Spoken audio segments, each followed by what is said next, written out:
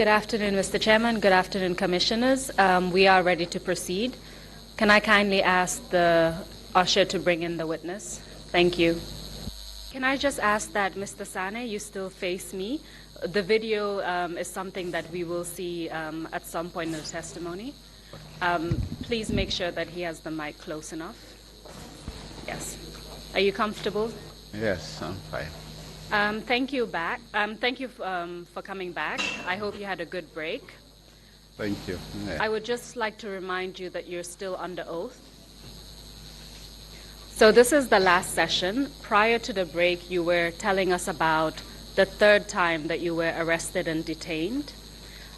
You were detained at the NIA headquarters in Banjul.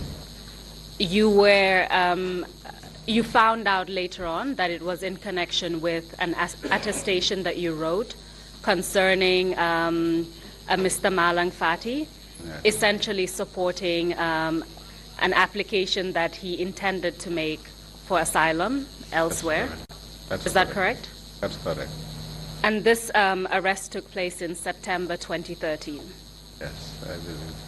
You told us that upon arrival at the NIA headquarters, you met Mr. Sukuta. Yes. I'm not sure if you gave us the last name, the NIA operative. This one, I'm not sure. Is it Jamme or Jawara? I'm not sure that this one. But he was a resident of Bakau, I believe. Can you tell us for how long you were detained at the NIA on this particular occasion? Actually, we were there for a long time. We were denied legal counsel. Apologies. When you say we, who are you referring to? It was yourself and Myself, who else? I was there, and the other two, Malang Fati and his brother Sambu Fati. We were all taken. I found them there. They were detained before I arrived. So Mr. Malang Fati is the person for whom you wrote the attestation. That's correct.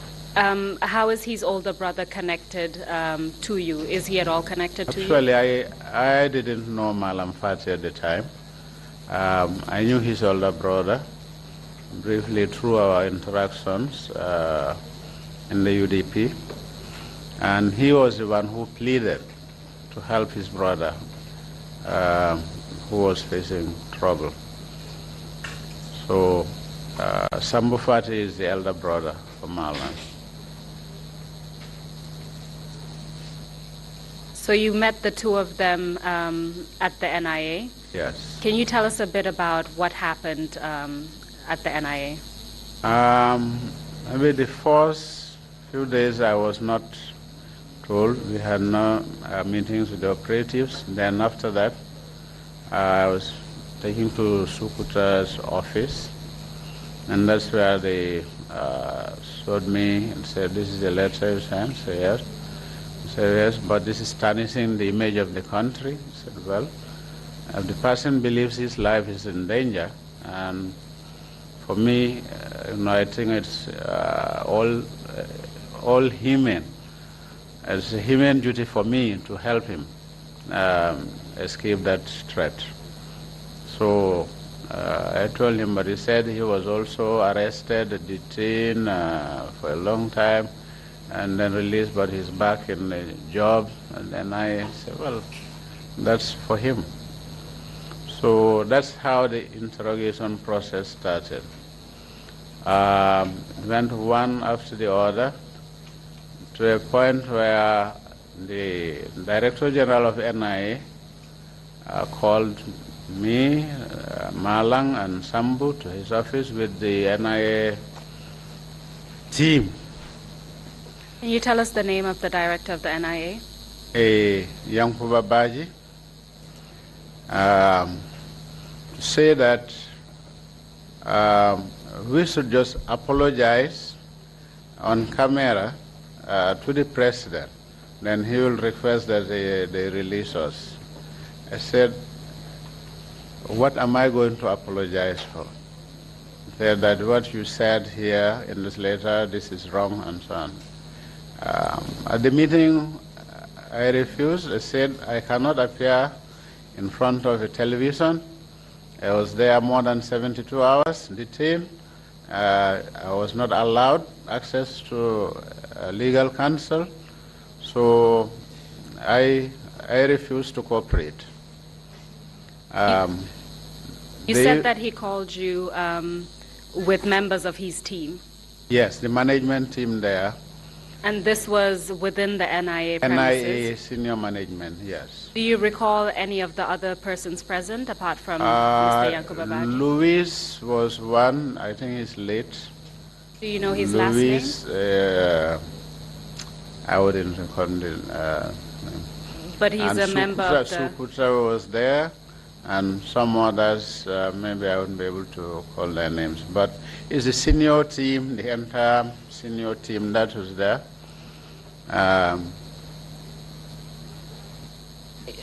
On the previous occasion when you were arrested, you mentioned an NIA operative called Mr. Jeng. Yes. Do you know if he was present during this particular meeting? No, I wouldn't recall. These were senior members, and I don't believe he was that senior. Do you recall how many members were present at that meeting? I wouldn't say exactly, but quite a few. I think more than 5 of them or so.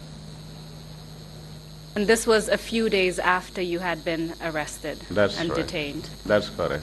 And during that meeting, it was Mr. Yankuba Baji who asked you to apologize to the president? Yes, he was the one chairing that meeting. And it was in relation to a letter that was supporting someone's application by saying that his life was in danger? Yes, that's correct. Can you tell us what else happened during that meeting? We actually, I didn't agree. So after we left, they started calling individually, Malang and Sambu, so I don't know what they agreed in them, but I was maybe the stubborn one, refusing. They even brought a GRTS crew to the NIA. They were going to film. And I said, no, that is not something I want to do. I want to see my lawyer. I want to see my counsel. But they were not interested in that. Then they did their own, sent some of their officers to speak to me and the others just to encourage me to comply with them, but I refused. How did they try to encourage you to comply? No, the others come, look, if you go on TV, they will release you soon, you'll go back to your family. There's no problem. So that's how they were trying to explain that this is nothing, you just apologize to your jamme. And they said, no, I cannot apologize on this occasion. So after a while, then one night around 1, 2 a.m., they came. They took us one after the other, Malang, Sambu, myself, and the notary public, Mr. Balde. Okay, the first name I'm just skipping. So this is Mr. Malang Fati, his older brother, Sambu, yourself, and the notary, Mr. Balde. Did you say? Balde. Mr. Balde. Yes. You said he was the notary. Was it in relation to the affidavit that you... He was also detained. Sorry, I escaped his name, but he was also there. Just so the record is clear, is he the one who notarized your... He is the one who notarized the attestation. Okay. So they came around 1 or 2 in the morning and started taking you individually one by one? Yes. Can you tell us what happened? So, I'm not sure which one they took first, but I was taken upstairs at the NIA, like their hall. Yankuba was there administering. Which Yankuba are we referring to? Yankuba Baji. NIA director at the time? Director. Who else was present? The rest I didn't know. Some of them came with hoods and just their eyes on. I think a few of them didn't have anything, but I didn't know those people at the time. So there were men who wear masks? Masked, wearing masks, except yes. You could see their eyes? Yes, they had their eyes up, they could see me. And, do you recall how many of them wore masks? No. The most of them, I don't know, the 4 or 5 of them wore masks. I'm not sure exactly how many, but some of them had masks on. Did you eventually come to find out who the masked men were, or do you know from which outfit or organization or who they represented? At the time, we were at the NIA. We had this unmarked pickup that normally comes in. From the information we said, this is normally the jugglers. The pickup had no number, so double cabin white pickup that they came in with. So, but at night, if they come late night or early hours of the morning, usually we understand they come for this torture of inmates in the NIA. There was one military officer who was there, and I didn't see his torture or not, but we were told they came, the man was very badly brutalized. So we had stories like that. Who provided you with this information? Oh, we were quite a few detained there. I can remember some of the petroleum ministry, she said the commissioner or the director was also there. The former managing director, Gamtel, what's the name again? Is it Bajo or something like that? Bajo was also among the inmates there at the time. So we had others, and Fatu Kamara of this network was also an inmate. She was there, and some others. So we get information like that from some of the contacts within. You mentioned a soldier who was taken away and tortured, from what you heard. Yes.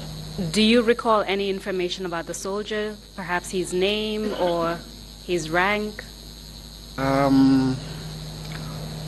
I don't know. If I remember correctly, it's somebody who used to be in charge of his cattle or something, and he was accused of something, then they took him there. So I don't know exactly who that person would be. Someone who was in charge of cattle? Yaya Jame's cattle. Yaya Jame. So I think, but I can't remember a name to that. Yeah. Does the name Solo Bojang ring a bell? Yes. Was that the... I found him at mile 2. It could be him, yes. So you're saying that the soldier who was taken away and tortured could be Solo Bojang, yes. but you're not sure? Because they come early hours of the morning, like 1, 2. Normally when we hear the main gate creaking, opening, our hearts slip. We know that something terrible is going to happen, to who we don't know. So it was a trademark for that NIA place. So how often did that happen while you were detained there?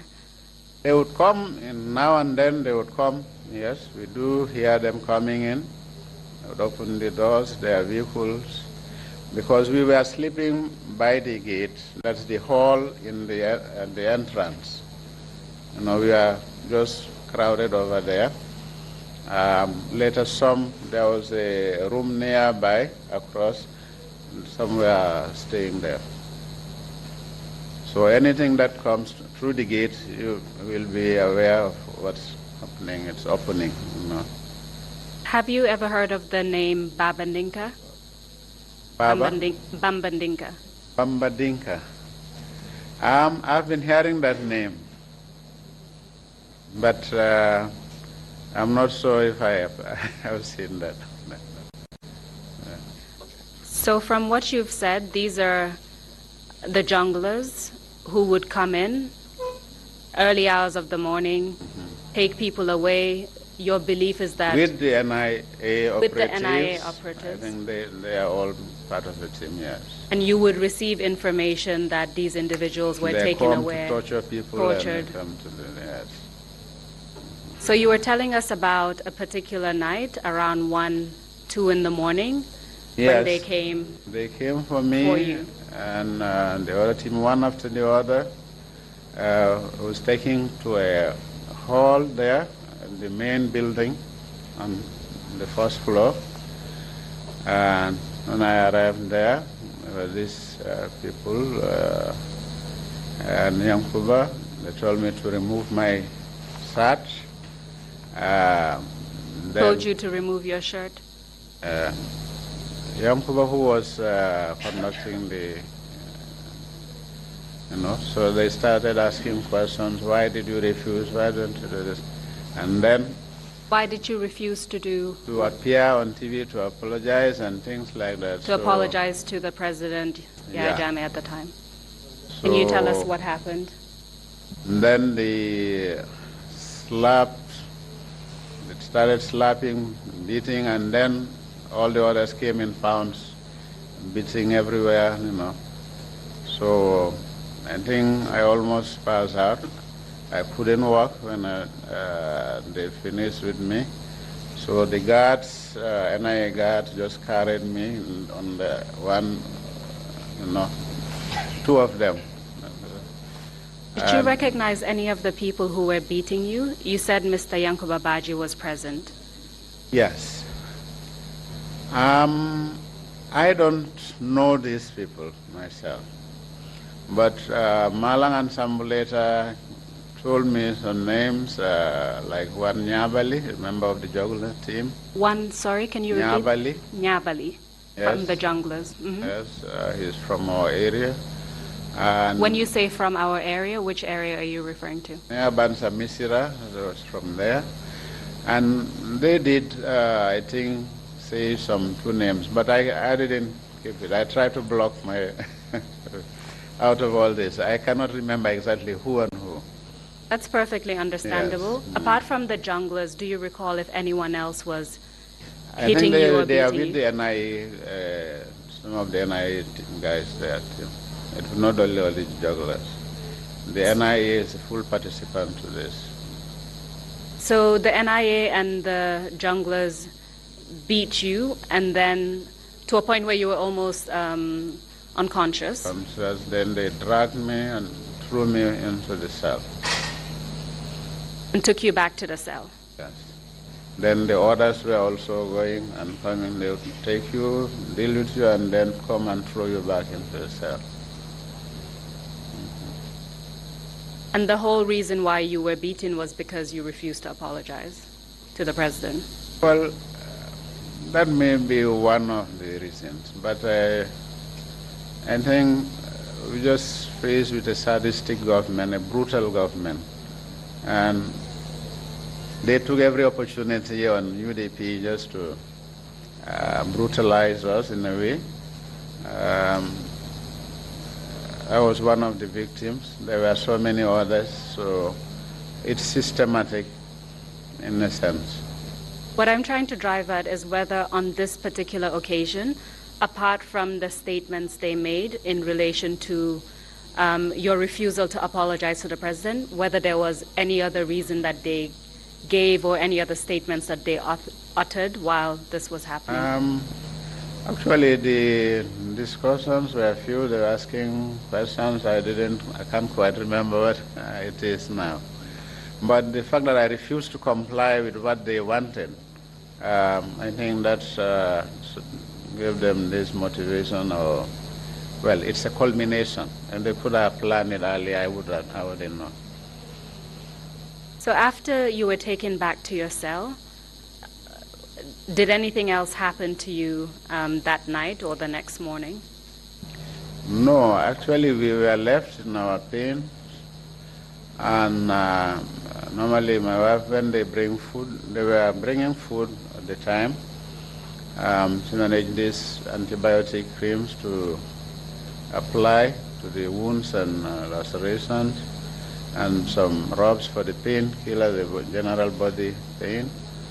At a later date, there was a male nurse that they brought,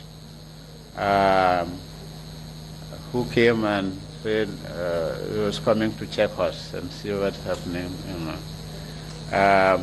He just gave some painkillers virtually. That's all that he did.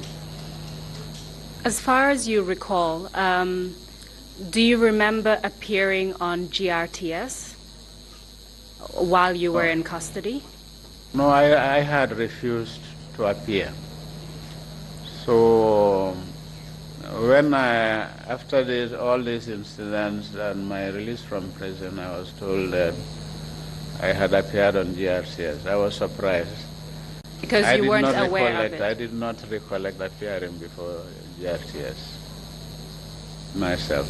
And in fact, I understand that you've never seen the video of your appearance on GRTS. No, I didn't want to watch it because the way my wife told me it was horrible. I cannot speak. So I just put it aside.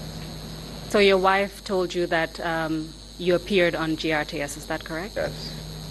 We have a video that I would like to play and then get your comments on that. I already asked you before and you said you're fine with us showing it. Yes, I'm fine. So thank you very much for that. Can I ask the QTV van or the technicians to play the video? Request of the management who has to attend this interview. His wife.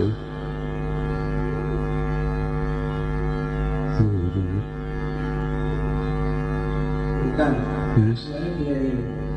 So it's the request of management.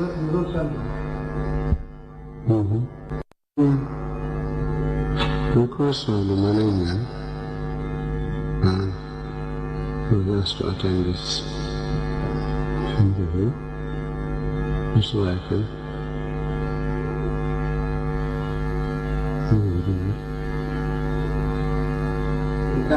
Yes. So it's the request of management. Yes. What did you do? He wrote an attestation for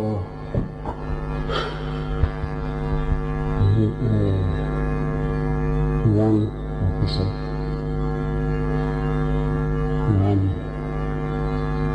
So that's the basis. And that's why I'm here.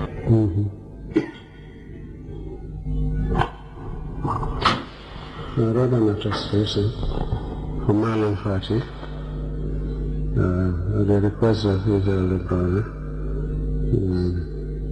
Sanneh Fati,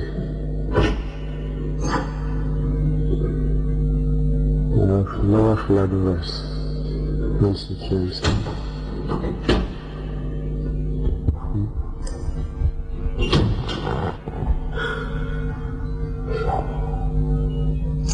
Yes,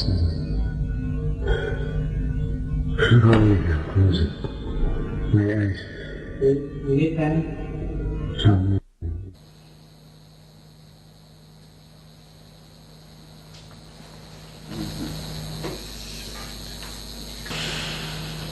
Mr. Sanneh?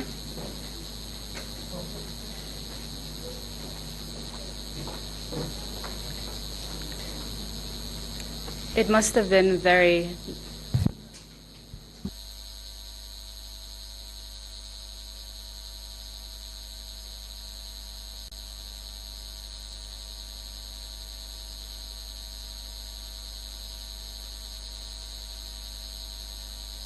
Mr. Sanneh, please take your time. We'll take a few minutes. Perhaps have some water to drink.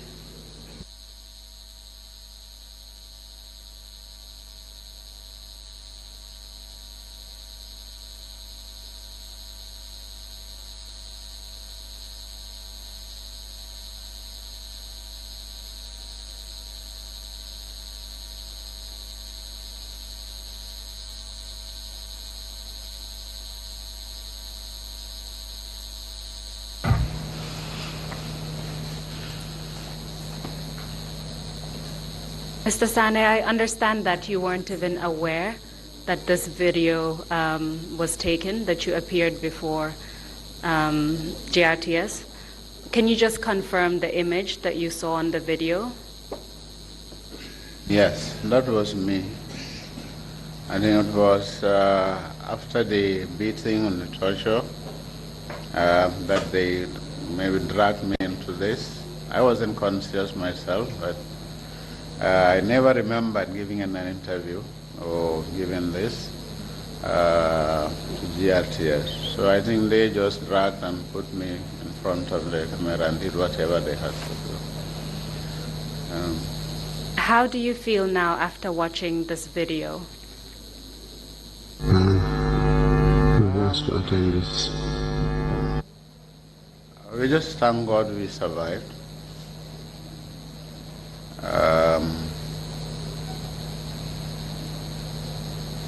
Because this would have been the same for so many Gambians.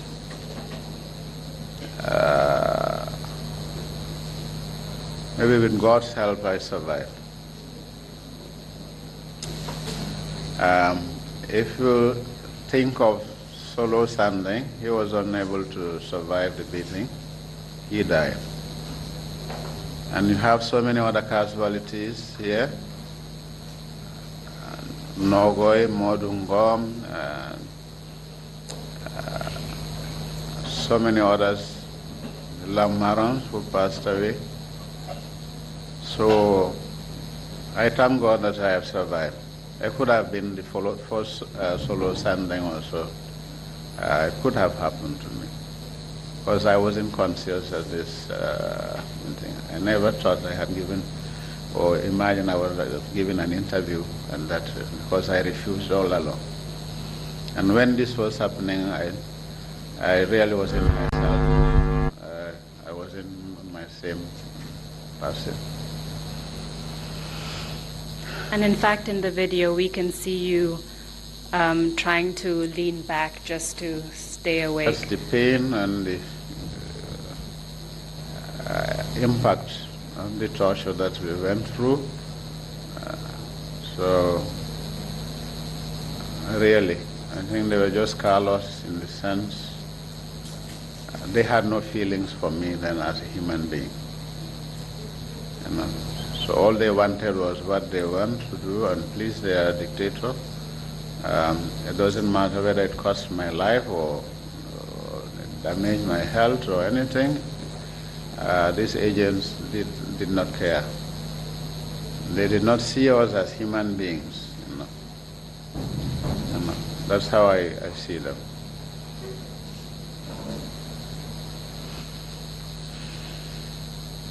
I understand that you weren't conscious or aware of what was happening at that time, so I won't ask you further questions about the situation at the time because you weren't conscious, aware of it. But I understand that you still kept the clothes that you wore during that period of detention. You kept some of the clothes. Yes. You've never washed them. You kept them as they were, and That's that you want to show those clothing items to the commissioners. That's correct. Can you please show it?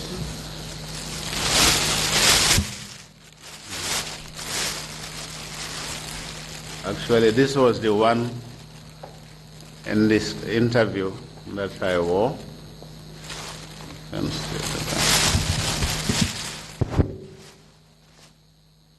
Can you describe the conditions of the clothes as you passed them to the you commissioners? can see the vest, inner vest that I wore. Maybe the inside you can see all the stains from the beating then. Then these were also clothes I changed. They have stain marks at the back. So this I was able to send home through my wife when they came. Say we want to change clothes for laundry. But later they came for it and asked me to give them my clothes. I said, well, they've washed them. I don't have any clothes now. So, but then I was able to keep this for the records. Please show it to the commissioners. So, based on your testimony, you're saying that at some point they asked you for the clothes in order to take it away. Yes. Why do you think that was? I think they wanted to hide all evidence of what they did. Because my lawyers, Hussein and his team, were pushing for my release, and later they said I should not be detained on the NIB. If I'm going to be charged, I should be at the remand wing. So I think that's the time one morning they just bundled us into a vehicle, took us to the courthouse, and they said they've charged us. And then they took us to Mile 2 remand unit. So do you recall for how long you spent at the NIA? I would say it was more than a month. More than a month, I would think so. If you just allow me, I'd like to refer a procedural matter to the chairman. Mr. Chairman, I'd like to admit the video into evidence as Exhibit 0049, with your permission, as well as the clothes, all of which are evidence of the torture that Mr. Sanneh suffered, as well as the condition and state that he was in following the torture that he's testified to. Therefore, the clothing would be Exhibit 0050A, 0050B, 0050C. With your permission, I make those requests. Request granted. Thank you very much. So, Mr. Sanneh, after enduring torture at the NIA, at the hands of NIA operatives as well as the junglers, you were then charged and moved to Mile 2. Yes. Was it the remand wing at that point, right? The remand wing initially, yes. Can you tell us a bit about what you were charged with? I think there was a host of charges. Sedition is one of those. And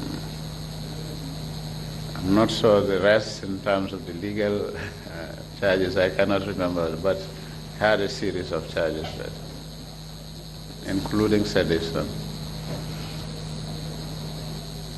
Earlier you had mentioned Mr. Malang Fati, Mr. Balde, the notary, as well as Mr. Fati's older brother, I believe Sambu. Yes. Fati, that would be. Yes. What happened to those three individuals after you were charged? I was charged with Malang and his elder brother Sambu Fati, and the notary was used as a state witness. He was not charged. So we proceeded on the case in that. As far as you know, the torture that you endured, did a similar thing happen to any of those other 3 individuals? All 4 of us were tortured at it. How do you know that the other 3 were tortured? We were helping each other with medication, and we were staying in the same hall. So after being tortured, one of the detainees then became a state witness, right? Yes. And you were charged with sedition and other charges. Other charges, yes. Can you tell us what was the outcome of those charges? Actually, we went up and down. My legal team, they filed a case of no submission. Really, the state, they had nothing to show. The witness did confirm that I never went to his office to do the notarization. I never went there. The only other witness was the NIA operative, who said because of security reasons he cannot give evidence in open court. So then Justice Kier, who was the judge, used his chambers for us to meet there. But through the process, everything you ask him, our lawyers asked, my lawyers rather, he would say, I was giving orders. So there was nothing he produced as far as evidence was concerned. He was just acting under instructions and orders. Did he ever say who those instructions came from? No, his superiors. That's all he was saying. His superiors at the NIA? And the NIA, yes. So that was the only witness that they could produce for themselves. And he never gave anything except I was acting under orders, I was acting under instructions, that's all. So the case as it was then ended with Kia's sentencing. His sentence was to 5 years in jail, of which we served 3 years in jail before and after the elections in December 2016, we got a pardon. And you were pardoned by the president? Yes. Current president. So during this time, you were charged for sedition and other charges based on a letter that you wrote in support of an asylum application? That's correct. As far as you know, was there any other basis for the charges against you? There was nothing else. I would like to focus on, well, before that, once you were convicted, were you moved from the remand wing of Mile 2? Yes. I think our conviction was around 13th December, if I remember correctly. Then we were moved to the main yard at Mile 2.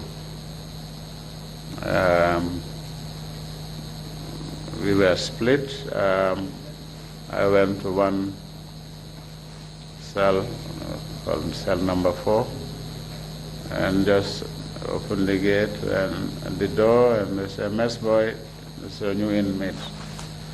And I was thrown in, and then they rammed the door and closed it, finished.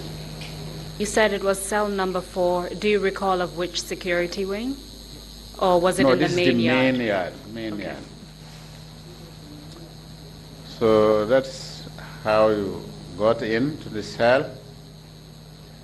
It was overcrowded. No place to sleep for me. But I thank God I found some good people there, and they helped me. Like put 2 mattresses together so you can share 3, Um, One of them still back into the service was Bunjadabo. He became very close and we worked. In fact, he helped me settle down in the cell.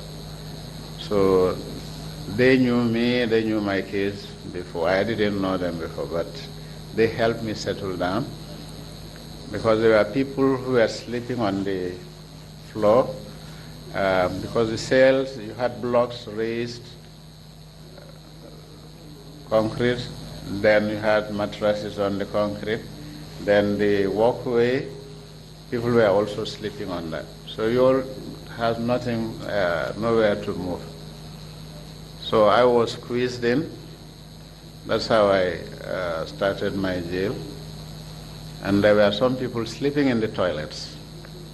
Some were sitting on these 20-liter drums till morning, in the cells, because they had no place to be. So when you go sometimes to the bathroom, you have to jump over inmates to go to the bathroom. That's how we started on that. I still want to focus on the conditions at Mile 2, especially the main yard. Yes. But I also want to ask you to briefly tell us about the remand wing before we continue in relation to the main yard. Yes, the remand wing also, I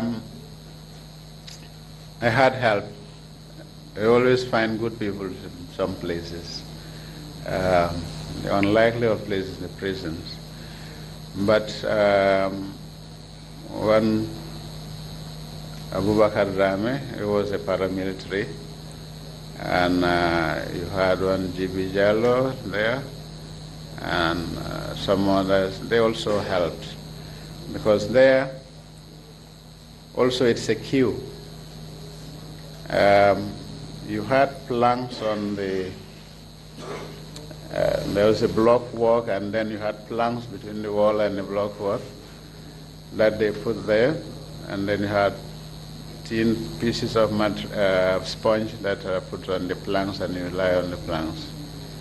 So the last inmate who comes in, you have to start on the ground, on the bare floor.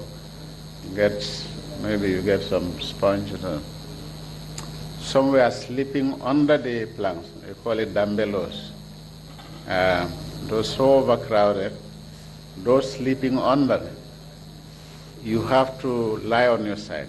You cannot even turn. So there are always fights and quarrels. So you put your leg on me, you are pushing me, and so on. So we had those. It was really unbearable conditions. And the ventilation was so poor. I think there was one window at the top and then one at the door, a small opening in the metal door, and there was no real cross ventilation. So you keep sweating almost like continuously. But they helped me. I should have gone down on the floor, but they said, no, come, we'll share our bed with you. So they helped me. And at that time, you were still suffering from serious injuries as a result of your torture. That's correct. Did you receive any medical assistance while you were at the remand wing before you moved to the main yard? At the remand wing, we used to give our names to the staff that we want to see a doctor, and sometimes they will ferry us to the RVH to get treatment. Yes.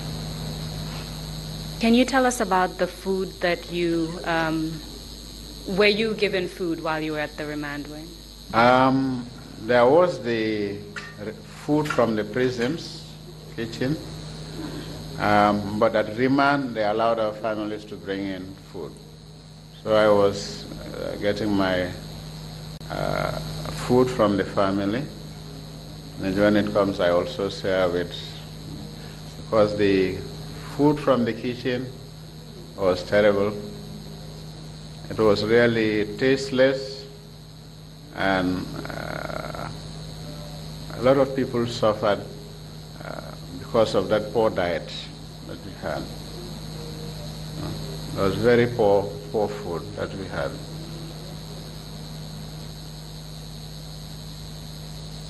Can you tell us about the situation once you were moved to the main yard? You told us about the conditions within the cells. Cells were overcrowded. The food, like the remand, was terrible. I'll give you an example. I think Thursdays or Fridays they cook a kind of domara, and if we leave it till morning, sometimes we leave some of the food. We say we want to warm it up in the morning with the help of the kitchen inmates. That domada, you'll have a blanket of moldy white on top. Just for the night, it will all be moldy. It's just how bad it was. So normally, we try to leave those kinds of food as best as we could, managing our hunger. They allow us monthly provisions. They give you a medical, they would say, for milk, tea, sugar, coffee. That's what they were allowing. And when it pleases them, they just stop. So we manage that with ourselves. And maybe some keep this dry cherry and you try to survive if you cannot eat the domino. The benachin is like you put rice in just colored water, no taste, nothing. You cannot talk about meat. The piece they give you mainly muscles or bones, because we knew from those who were going out to the kitchen, when the animals, the bulls were slaughtered, you have certain kilos, 10 kilos for the director, so many kilos of steak for these other officers. So the best of the carcass was shared by the prison management, David Colley and team, so on. So we were left with the bones and the offals and so on for the prison inmates. We also knew they were taking even the firewood they would put in their vehicles and take. The provisions like onions and potatoes also, because these are prisoners who load it for them. So they come back and tell us, look, we are doing this for A, B, C, D, and so on. So, but this management, they never cared. They were just for themselves in that sense. The food, so terrible. We had this, is it beriberi? That was rampant in the yard. Can you tell us what beriberi is? The inmates, what you have, I don't remember exactly, but like Yella Momun Jinne, Jinne Momun Doma, something like that. He would be singing his songs. And so I think one of these officers was pissed off. He wanted him to keep quiet, so he refused. And when they tried to rein him, he had a stick. He also fought back. So this man was really very badly beaten. He was taken to the security wing, and I understand he died in that wing. There was also another one called Lamarana Jallo, I think. He was a hefty person. He had a brawl with an inmate, but he was severely beaten. And after a while, he developed conditions. He was going up and down hospital. I think he also passed away. So there were others, individuals who had sustained beatings.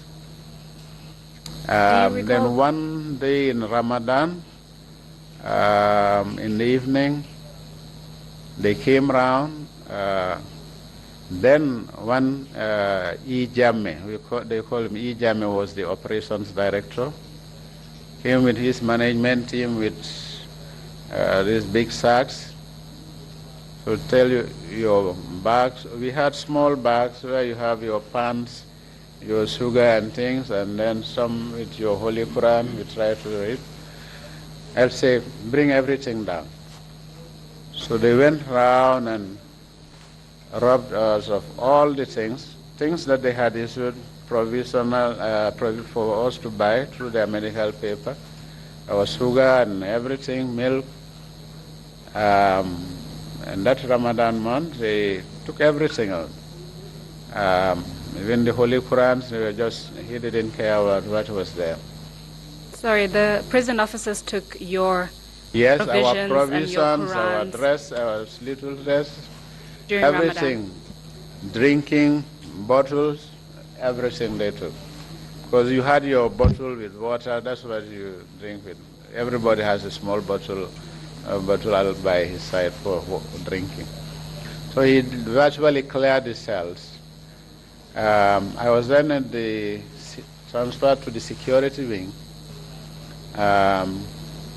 So the main yard, some of the cells resisted, and they started throwing their lunch balls out, you know. So what they did, they called the paramilitary, and they took some of these people out. They were severely beaten, severe beatings, because those people refused that our rightful property that our families have brought for us, why snatch it from us and taking them away? So that evening, even to get a cup to have tea to cut your fast or water was a problem for us. So they didn't care what the conditions were. So that's how bad, they were treating the prisoners. I just have a few brief follow-up questions. Yeah. You mentioned a Senegalese who was beaten. Yes. Do you know his name? With time I've forgotten, unless I inquire from some of the inmates. But he's somebody who singled out. He's very quite normally on his own corner, but he will be singing his song. He doesn't attack people also, but mentally you can see that he was not 100%. So, do you by any chance recall the year when he was beaten? Been the main yard 2014, 15. No, I wouldn't know exactly. That's 14, good enough. 15. You also mentioned Lamarana. Yes, I believe the name is Lamarana Jalwa. It's one hefty man, really strong build, and he got into a brawl, and then they took them he was severely beaten, and then he passed away. Similar question. Do you recall around what time frame this beating occurred? Within this same period. 2014, 2015, most likely. Yes, something like that, yes. Do you recall the names of any of the prison officers who were conducting the beatings of inmates? This one, they take you out of the main yard. So really, it's like you're on your own there. They, surround you. How many, who, I wouldn't know. But the end result, you see it on them. Okay. You also mentioned the beatings by paramilitary forces. Yes. Was it also within that same time period? Yes. 2014, 2015, thereabouts. Time frame. So 15, early 16, something like that. So you remained at Mile 2 for a period of about 3 years, Yes. enduring these conditions for that duration of time. You were eventually pardoned and released. Based on everything that you've told us today, everything that you've testified to, the human rights violations that you suffered, multiple arrests and detentions, tortures, everything else that you've seen or heard happen to other people, can you tell us what impact this has had on not just your life, but also the life of your family members as well? Maybe what I would like to state first, in mile 2, I started developing this severe back pains. Even in the morning, when it's time for Fajr, when people are getting up to pray, to walk became a problem. I had to hold the wall to be able to go up to the bathroom to do my ablution. I had treatment up and down orthopedics at the main hospital, but to no success. So the pain was severe. Normally they would give me heavy painkillers and that's all. When I left also, I continued seeking treatment to private doctors, and really it was getting worse and worse until I had a trip to Addis. When at the AU I complained to Dr. Yankuba Gassama. He used to be Minister of Health here at one time. He's now head of the AU clinic at Addis. He said, look, we have facilities for officials and visits. You have a clinic here at the AU. Look, I refer you to our doctor so that you can check this condition for you. Then we had a doctor who did a lot of tests for me. And with the results, he said, look, you are lucky. We have a neurosurgeon from Germany who comes on and off to a private clinic in Addis to do operations there. So I was referred to that doctor who saw me and saw my results, and he was able to pinpoint that I have a displaced disc and destabilized spinal cord at the lower end, the L4, L5 they call it. That's their medical term. So saying, look, this is serious, I cannot do this operation here. You have to come to get this done in Germany. Last December I did go, and we had an operation to do that. And I thank God it went successfully for operation on the spine, because it compressed my spinal cord to the extent that all the pains were radiating down.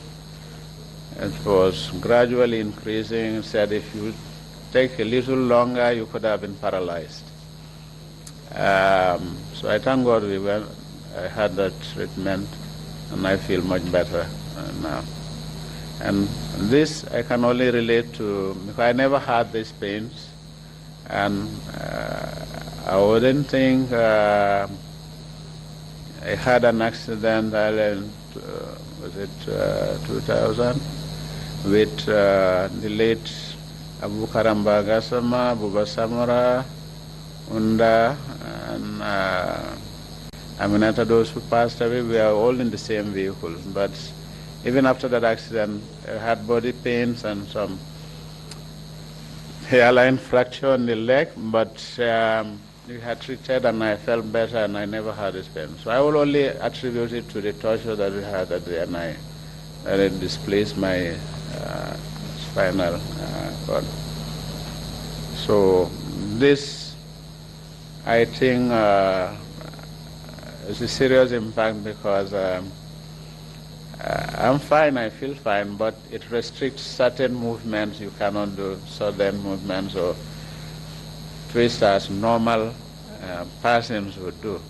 So doctors saying gradually it should heal, but I have to be careful with my movements then. So that's a personal impact I think I want to state here. For the family,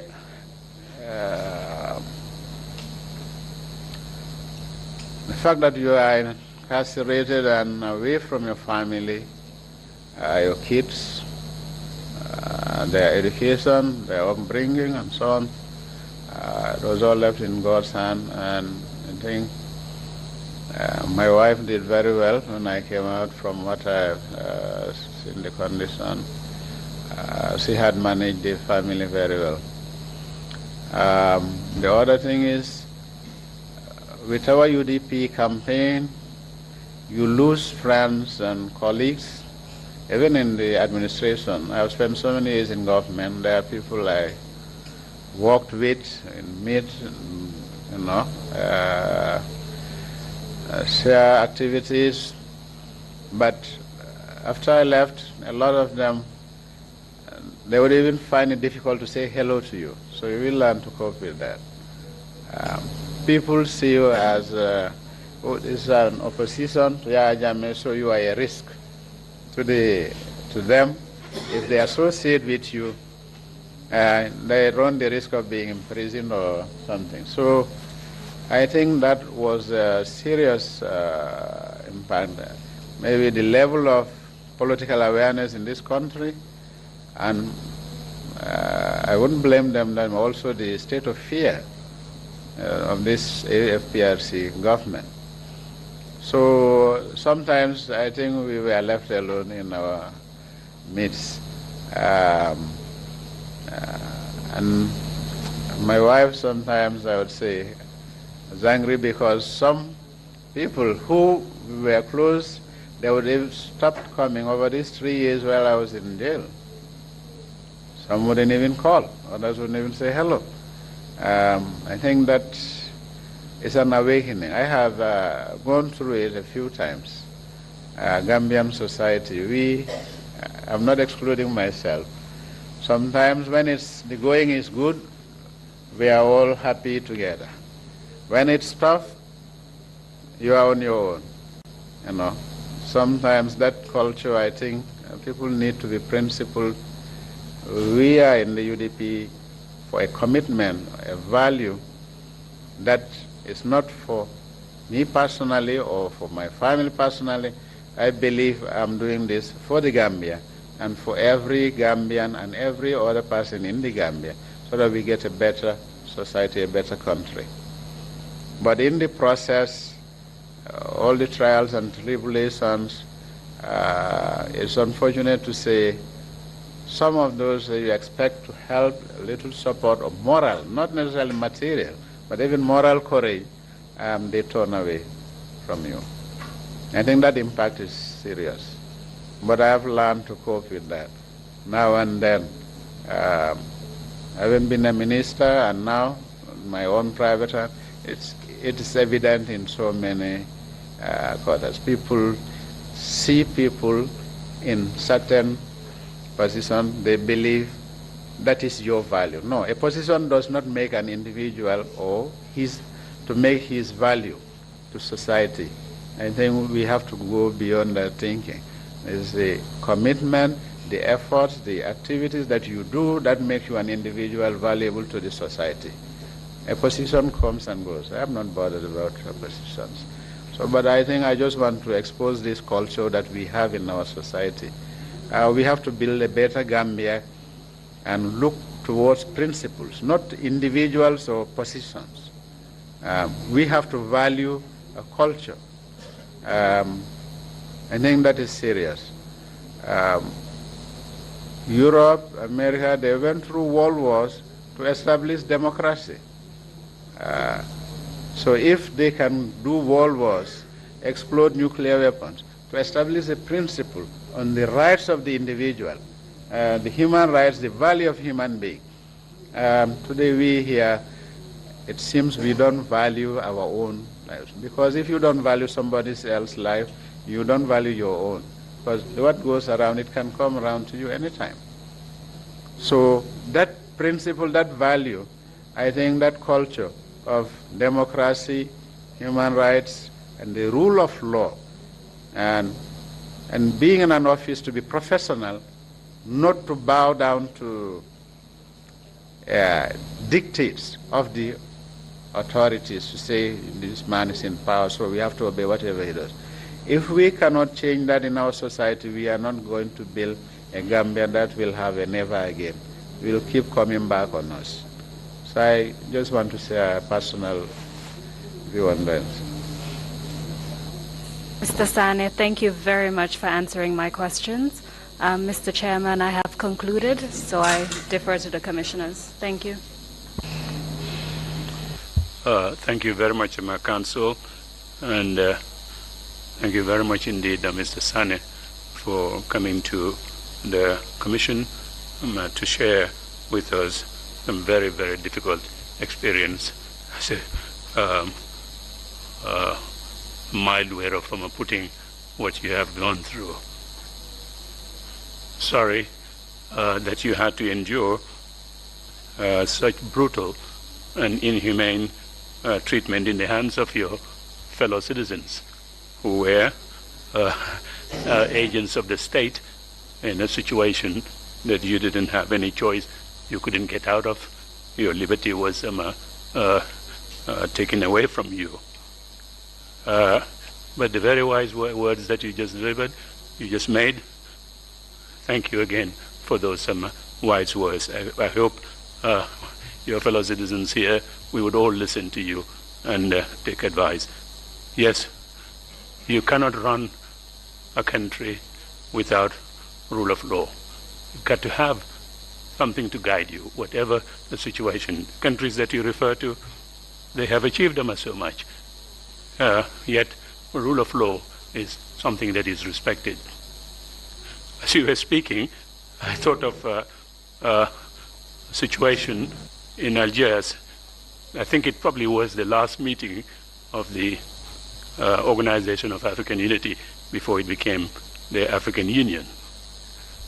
In that meeting, Frederick Chiluba, who was president of Zambia, was seated between Eyadema, the Togolese president, on his right, and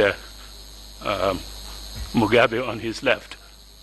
And he, Chiluba, became president of Zambia. He was a trade union fellow, trade union background. He was attacking the absence of rule of law in our area, and especially the absence of term limit for leaders. Now, you couldn't have sat him in a more difficult of a place than that. Eyadema was around almost for his life. Mugabe was around also forever. What Chiluba reminded the meeting was a very somewhat trivial thing, but nevertheless it was apropos. He said to them, look, this country, Algeria, that we are holding this conference in, just recently beat Germany in football. If there was no rule of law or no rule governing even football, you cannot get Algeria to beat Germany. Rule of law, rules we must follow. Those were very wise words. Sorry to to take the time in there, but commissioners, if you have any questions, please so indicate. Bishop, you have the floor. Thank you, Chairman. Mr. Amadou Sanneh, we are so sorry to hear the dreadful ordeal you had to go through for a number of years. Now, since a government could only be formed by one political party at a time, how would you advise a ruling party to deal with the other political parties in the opposition? That's my first question. Thank you very much, Mr. As we state, there are rules of engagement in politics. We have to give each other space. That's one. Because I think one of the tenets in the Constitution is the freedom of association for all citizens and the freedom of expression. And I think politics embodies this. You go out, look for people to get their votes, and you explain your programs for them to appreciate what you want to do for your country when you become the governing party. So it's to respect these rules of engagement. But right now, let's say freedom of expression we have certain laws which the former regime left here. I think one of them would be false information and things like that. Public Order Act is also was being misused. You know, they created laws to entrench themselves and to deny others their basic human rights and basic constitutional rights. And this, I think, we need to undo. People must be free to express themselves. They must be free to organize themselves, free to associate themselves. And no Public Order Act or other obnoxious law should stop that specific right that is enshrined in the Constitution. So I think there is a need for reform also in the judicial laws and things which we find were used as instruments of oppression rather than allowing political parties freedom to operate. Right. My second question would be this. Since you experienced the awful conditions at the Mile 2 prisons, would you have some recommendations for prison reforms, namely the condition of the accommodations for inmates, and secondly, the behavior of prison officers towards inmates? Thank you again. Of course, I would have some recommendations. But you see, the prisons was being used as an instrument of punishment and oppression. And as Yaya would say, my hotel, my 5-star hotel, we know the 5-star service that was there was just the worst thing you can expect, maybe a concentration camp or so. The reforms I would expect, one, the administrative reforms. Over the years, the way they operate has become the culture of the management there. Being it wrong, they still adopt it as their way of operation. I would think we need fresh blood in managing our prison system, especially the senior management. I know they've changed, David Colley, they have a managing director, but still the core of senior management who were there, who were dealing with the old things and so on. Likewise in other services. I'm very interested in knowing the fate of that driver who saved your lives on that fateful night. Do you know the whereabouts of this driver right now? One of them I was meeting on even lately. I forgot the name. Although he's saying, look, I don't have a vehicle anymore. Try and get me a vehicle. So he is around. That one is around. But one of the drivers, I understand from the beatings and so on, really, the owner of the vehicle was telling me he doesn't know whether he is alive or not. He thinks he was ill for a long time, but he left the vehicle. He wasn't driving anymore. So I'm not sure whether he's alive or not. Thank you very much, Commissioner Imam Jallo. You have the floor. Mr. Sanneh, Yes. you raised a very important issue on the provisions for people in the system who would be helped to change their lives. Because the problem here is, it's not just the it's not just the problem of power and authority. It is the intention of the individual himself. the person, he has in mind what he wants to do. If you have the guts to go and treat your own fellow brother the way some of you were treated, this is not just the wickedness of one person outside there. It is an intended action by the person himself. How can we create the opportunity to educate our people so that they get out of this, that they don't just take commands at will and do what they like and turn around and say, oh, I've just been told, it's coming from the top, or somebody has asked me to do this. Why should you allow somebody to ask to beat your own brother? I think the thing is we must look at ourselves. Yes. We must look at ourselves, the self itself. We should not allow these things to happen to us. And if it's not going to never to happen again, it will happen again unless we are properly educated. And that's why the necessary provision must be made from the home to the school and even to the grave, that you must be yourself. You must be a person that will obey the will of God, fear Allah, and not take actions on people that really do not conform with the norm. As a politician, I'll give you this question.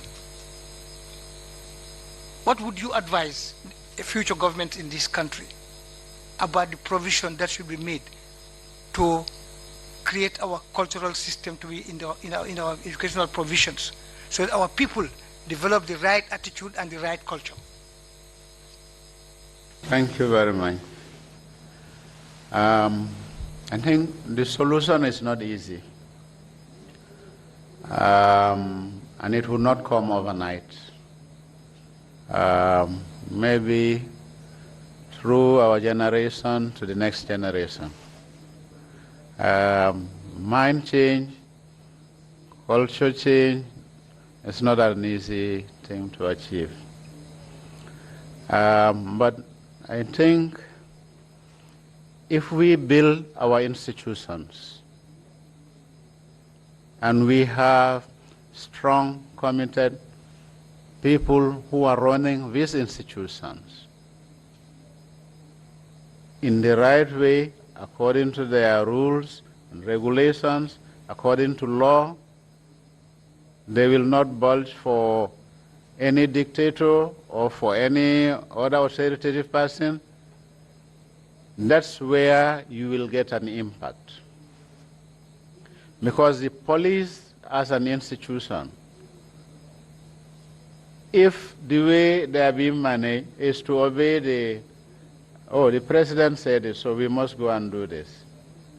As the 22 years we had gone by, that means they've thrown away the police professionalism, which is to be law enforcers. So they themselves, they are the first that break the law. You know, going to beat people in the streets for just wearing their party colors and so on, which law tells you to go and beat somebody in the street? So they are not obeying the law there, they are not operating the law, and not the rules, but they are following the dictatorial commands from their top officials, maybe from the political governance to the police management to them. So they are breaking the laws themselves, and then what do you expect a country that has such institutions? That's how Yahya Jammeh was able to do all these things. He would give instructions. Those who were supposed to tell him this is not right, this is the law, instead they played his game. You go to the economy, the central bank, how can you withdraw $1 million with just a piece of cut A4 paper? Which bank in this world will give you $1 million just for a piece of paper?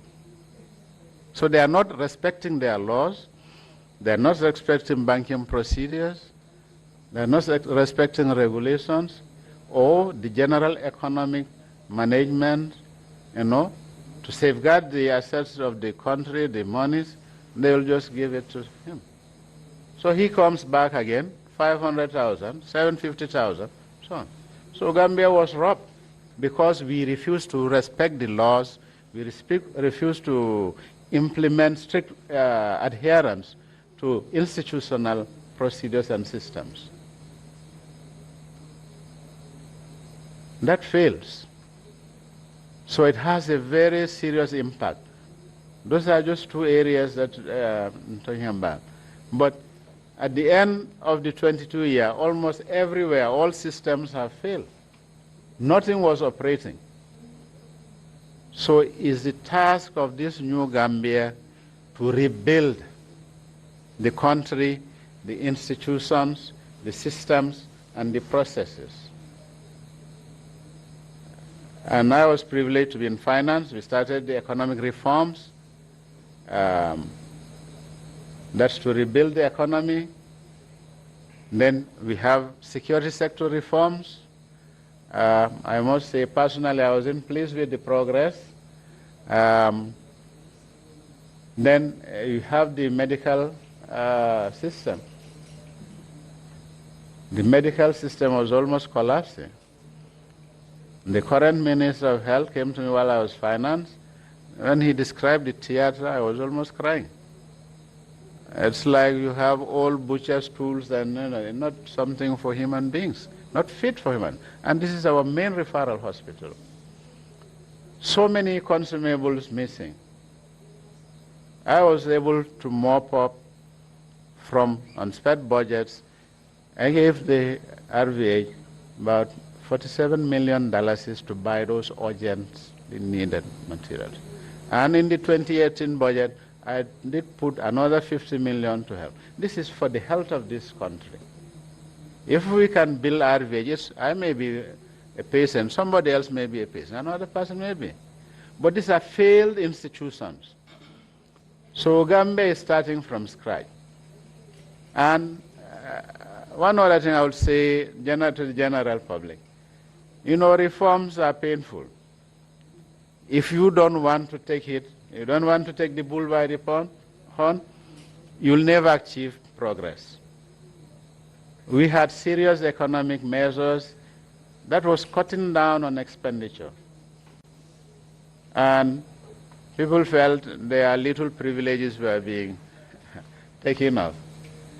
But what would happen at the end if we fail to reform the greater good that this country, the economy can go down and everybody will be affected. Not the few that will be affected, because every reform will affect somebody. You go to the security sector, some officials will have to give way. Some institutions may have to be trimmed, And as one security expert also told, does Gambia even need a navy or an air force? We have Senegal all around us. It's a little gateway to the Atlantic. What you need is coastal patrol. You don't need to build a full navy. That's my view. We don't need an air force. Somebody who's coming to us, apart from the sea, you have to go through Senegal. So we are secure in that sense. And Gambia and Senegal, after Yahya Jammeh, at least we had developed good friendly relationships. But we have to reform. We have to make these changes. Otherwise, we'll be back to square one. Thank you. Thank you very much. Commissioner Bojang, you have the floor. Thank you. Commissioner Bojang. Mr. Sanneh, you said when you were taken to NIA, you were asked to empty your pockets and remove your watch and so on. So then after your release, were those properties returned back to you? Yes, when we were going to the remand wing, they were taking us there. We had our things with us. Yeah. Thank you very much, Commissioner Carr. Thank you, Mr. Chairman. I want to ask, in the incident in 1996, which I believe was the first case of your arrest, were the young people arrested along with you, and what happened to them later? No, they were not arrested. A lot of them had to go, you had to cure yourself from your injuries. And, these are people from different places, diverse locations, so we meet to go on these political activities. So I cannot tell you the individual of these young people. But I must say they were brave. They played a lot in the change that we wanted and to push this dictatorial regime out. The second is in relation to the cars. I think you said there were some of the cars were confiscated, right? Yeah. Was that also common? Was it something that party members suffered from gravely? Did you have your properties taken from you in a lot of cases? No, for this one, yes. They did seize the vehicles there for some time. Party members and their properties, if I bring my own case, I had a garden at Tujere, then Social Security Housing Estate was coming close by. By the time I had the garden, their initial plan did not reach my garden. This was a 200 meter by 200 meter, and then I had another 93 by 93. I was planning a garden I called my retirement project. I did the barbed wire fencing and the fence posts and filled it with cashew plants. Then suddenly, Social Security, they said they were expanding. I did not receive any letter. I did not receive any invitation.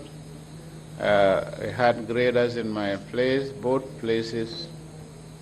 All of it was demolished in a way, cleared to make way for the housing estate.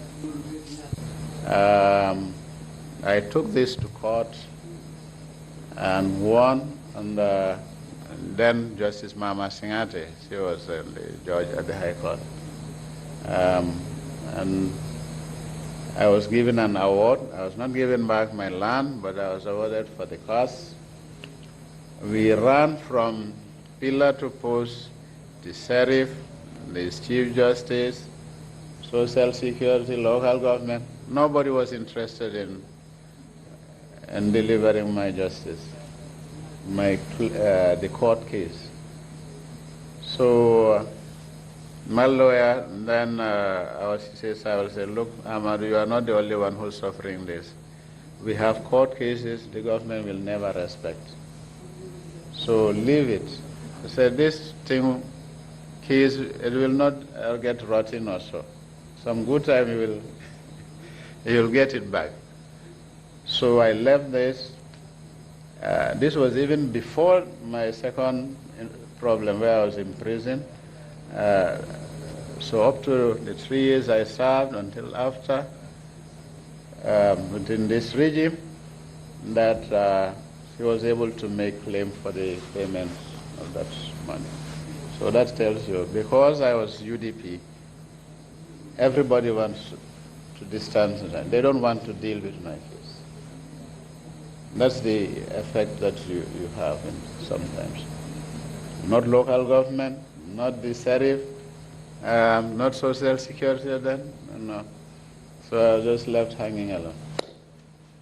So there may be others who have cases, but maybe they are private. I wouldn't know about this. This is just an appeal in case, just final, in case you have the opportunity to give us your final thoughts of the day, to please include certain youth issues, especially on how we can involve young people more in politics, based on your experience working for at least 3 governments.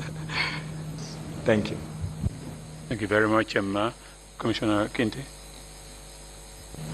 Hello, assalamu alaikum.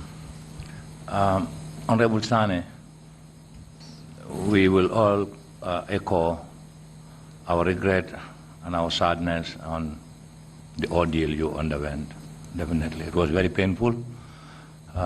We even some of us became very emotional, especially when we saw the video.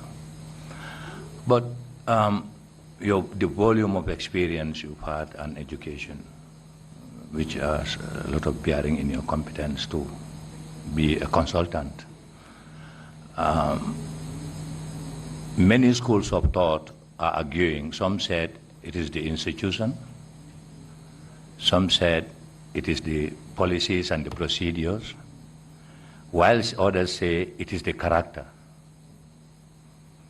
But the argument goes in a way that those schools of thought that think it is the character that determines all of this, or if not dictate them, is highly influential or important, carries more weight.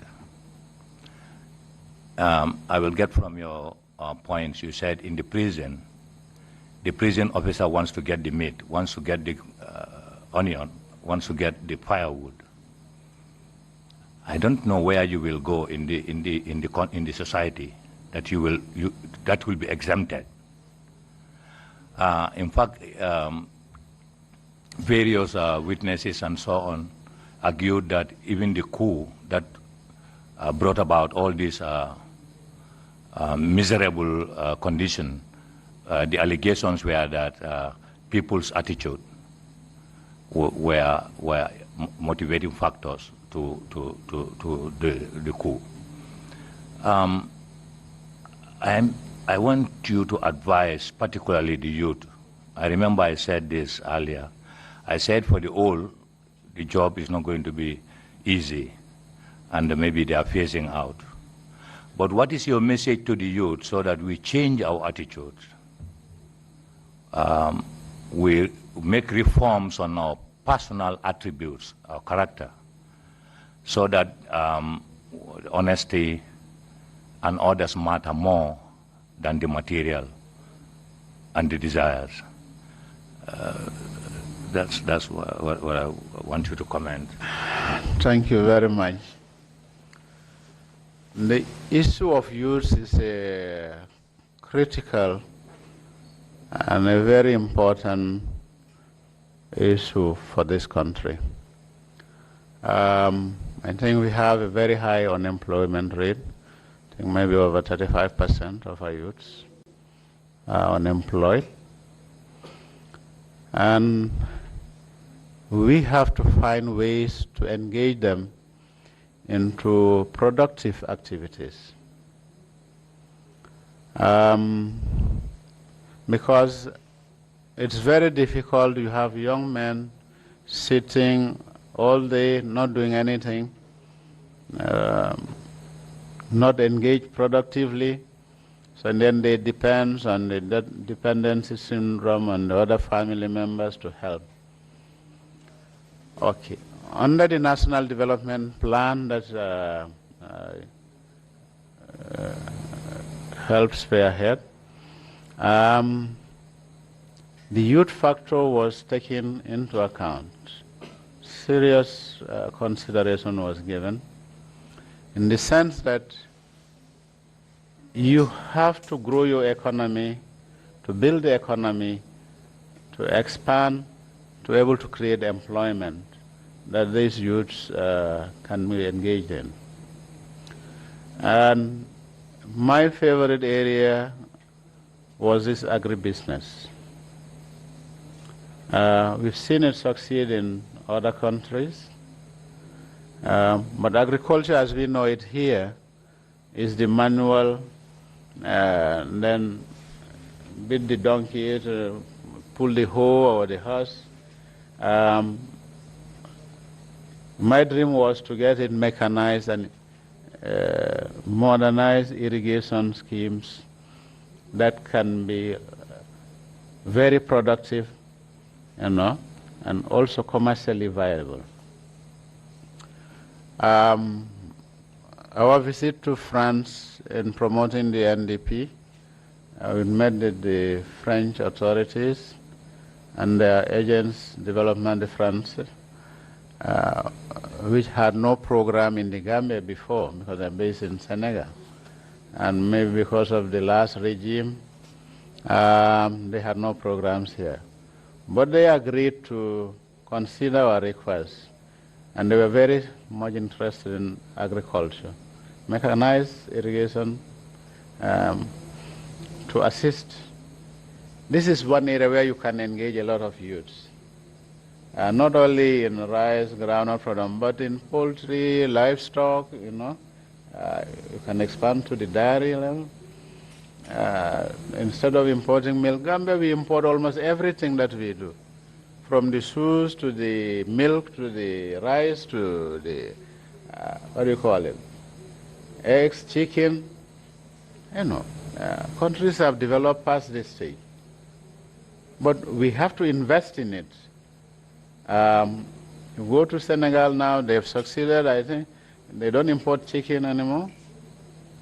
Their rice, they've cut down on the importation, I understand, over 30% now, by over 30%. And you can see that their irrigation and agricultural schemes are taking place. So AFD was going to help because they are involved in Senegal. They were going to transplant. And indeed they had come after several trips. They've chosen URR as their base to start pilot project from where we can expand and train more youths into this. If we import 80% of our rice, we have a river that half of it is fresh water. We have all the land along the banks that are productive land, and we are not using it. So we have resources, God's gift, that we should utilize to create that employment. So that was a strategy we were developing at that time. ADB was also going to help in the rice value chain. It was not only to produce the rice, but to mill it and then bag it, then it goes straight to the shop. People buy rice, so I'll prefer to buy my Gambian rice. It may be even much cheaper, maybe around 600, 700 instead of the 1,000 son. Because the 1,000 son, you have a foreign exchange code on the cost on the imported rice, you have the freight cost, the shipping cost, you have the port charges, all that. I removed the tax at the finance minister, the 10% on imported rice, to waive it to bring the price, but 10% doesn't amount to much if you want to talk about 1,000 something, maybe $100 or so. So if you produce here, you escape all those costs, we should be able to sell rice at a much cheaper rate, around 600, 700. But if you want to bring down the price of rice, and this is imported rice, as politicians, maybe we would like to say good words, we will bring it down to 500. But the factors involved, you don't control them. You don't control the international price. You don't control the shipping prices. All what we could control was the tax we impose on and maybe the port charges, maybe we can ask Port William, but as an enterprise, we have to leave them to operate on them. So we cannot really impact on the rice price on our own without investing in agriculture. And this is where we can get a lot of youths in the small ruminants, even cattle, dairy production. We have a lot of milk being produced, but we change it to sow. My visit to India, I saw one of they had a trade fair there, one of the, you had a dairy plant. You see there are Indian women with their aluminum caskets carrying the milk to the plant. So you don't have to sit around Serakunda market to sell maybe 2 gallons of milk for 3 days or so on. If you have it, you go straight to the dairy plant and it's sold. So there are integrated ways in which we could develop. And we had envisioned this in our National Development Program, but I cannot say more on the National Development Program anymore. I'm not in any position.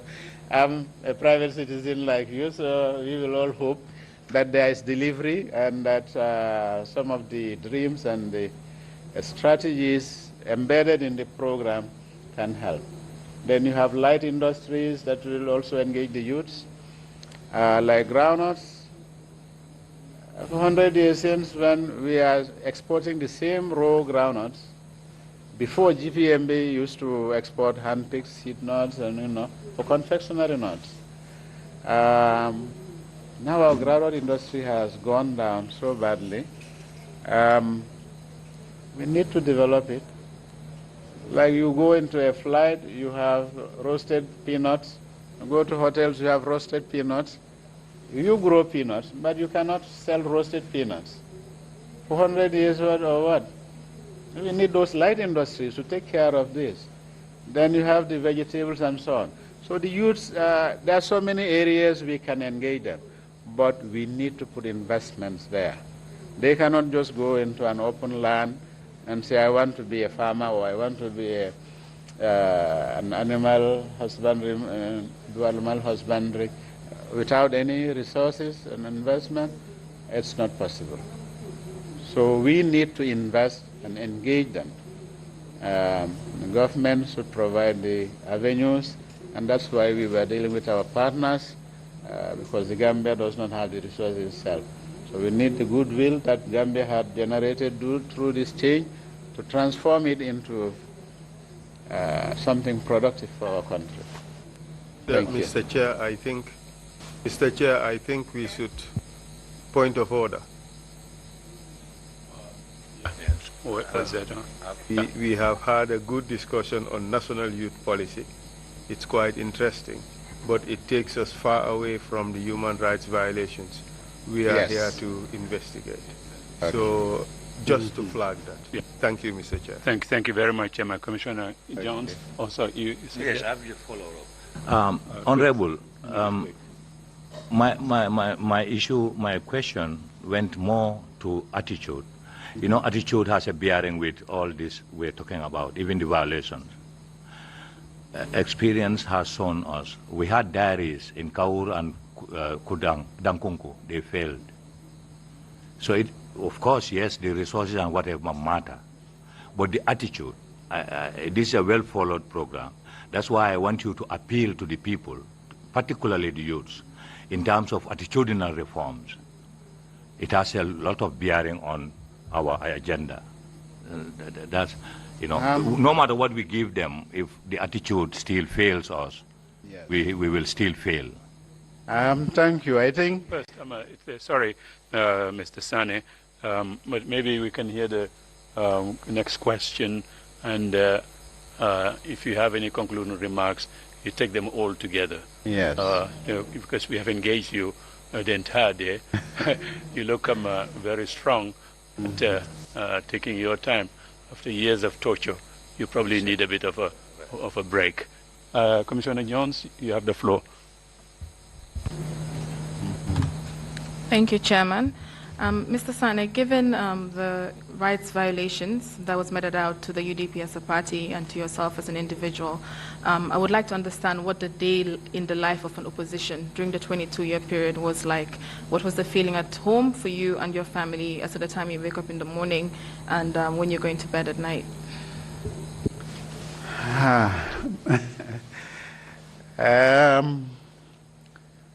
I think it was filled with uncertainty. You get up, you want to go out, you don't know whether you'll be picked up in the street or whether you'll come back. That's always hanging over our head. And when you come back, at night you hope nobody comes and bangs at your door to take you away, because some of our members were taken out during the night. Like Singul Nyasi, I think at the time Wajuara was also one of the victims, and some others, at night they'll just come and take you away. So it's all in a climate of fear and uncertainty as regards your own personal safety, but we try to be strong because we believe in what we were doing. We carry on with what we want to do.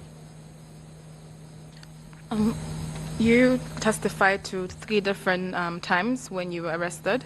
At any of those times, were your travel documents confiscated?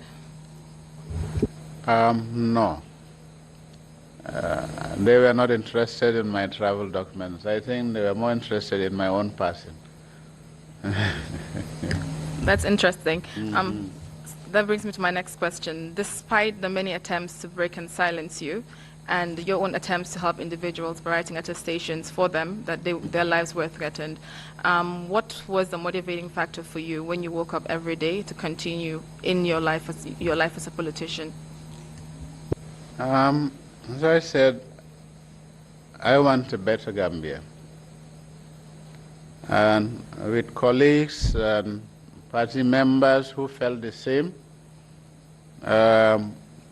we really said we will put in our quota. And we hope the population would listen and share our views, and we change Gambia for everyone's good. That motivated us and kept us going all along. Thank you very much. You may now proceed with your concluding remarks. Thank you. I think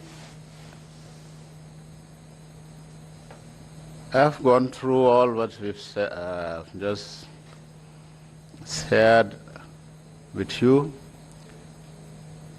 and we hope, myself and all those who are part of it, that we will have a better Gambia.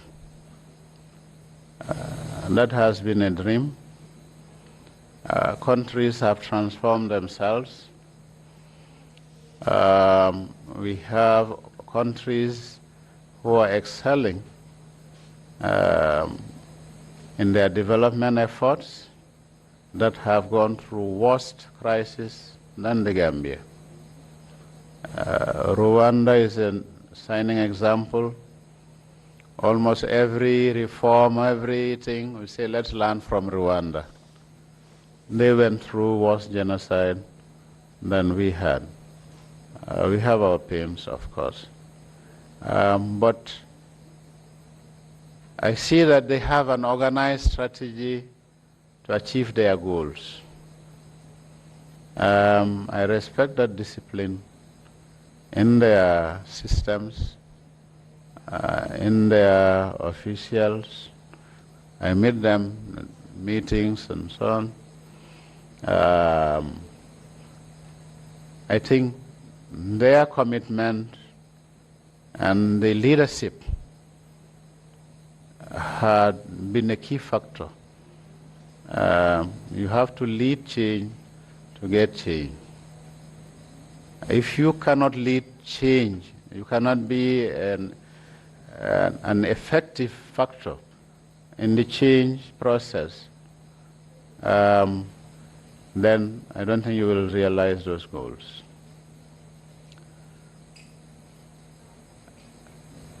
Our neighbors here, they have their emergence, Senegal's emergence. You can see a lot of development around Diamniadio, the new airport, and so on. They have a leadership that is pushing that through. And they have a vibrant service. I think Senegalese have a greater ratio of educated people than we do, with a high level of illiteracy in this country. But that should not be a drawback. We need to take our future and guide it through the path that will make a better Gambia. And we see the developments, we see the engagements in youth and all the sectors going forward. And if I say we, I think everyone has a role to play in this change. That's why I say we need to lead the change. We are all part of the change agents for this country. Everyone has his corner to do. The legal team, try to get justice for Gambian people. The educationists, we try to improve the quality of our education and move from the academics to skills. We need to develop our skills training. I remember during my 1 year at Crab Island, we were doing woodwork and planing wood and cutting. We were doing metal work, you know. These were skills some of maybe my colleagues then would have developed and gone to the private sector with. But an educational system that is focused on academic certificates. Again, the youths I see a lot with ABE, because a lot come to look for employment in my place. HND in this, business manager and so on. All these, somebody would have a series of certificates. At the end, what does it amount in terms of substantial quality for work? These trainings are mainly academic. We need to develop the skills in various sectors. I think that is important for Gambia. On the human rights issue, we've gone through a lot in these 22 years. But I think now we've achieved one very important aspect, that's the freedom of expression. The social media is buoyant with ideas and talks, whatever it is. I think the newspapers are also coming up, so many radios and TVs, but we all have to be on guard and to watch out that these violations do not repeat themselves, and we need to shout out loud and stand up and stop them being violated. Gambians should not be passive onlookers on activities. Because over the 22 years, some people will tell me, yo, Sanneh, do buy halabi mulige lewmi, muli bail fateleni. You know, they are not concerned. We all have to be concerned with all the rights violations. I think that's an important area for Gambians. If you see it, you shout out and get the right authorities involved. And if it's the authorities themselves who are not complying, then we have to see now that we have to develop our civil society networks to get up and stand up for the entire society. So I think with that, we should be able to have never again. But it's not for only one person. Because I have even close friends who say, you UDP, what are you doing now? Look at this happening. I say, what are you doing? It's like I have to bear the brunt of the problems or to find solutions for it. But you want to sit back and say, what are you doing? What? But the question is, what are you also doing? We all share in this. So don't distance yourself from what is happening. It's for all of us. So it's not UDP's responsibility alone to bring this country up, to build the governance, to build the institutions and so on that we dream for. You have to give a hand, and we all have to share in this to make a better country. So the challenge is big. It's not going to be easy. But as we have survived with the help of God over 22 years, I think we need to go on again and try to make sure we don't relive the horrors of what we've gone through, and that it will never again happen to Gambians, to anybody. I think that's a general take for me. Thank you. Thank you very much, Mr. Sanneh, and again, on behalf of the commissioners, I want to thank you enormously for taking the time the entire day to come and share your views with us. Council, are we lined up for tomorrow morning? Yes, Mr. Chair, we are lined up for tomorrow morning. Hopefully multiple witnesses.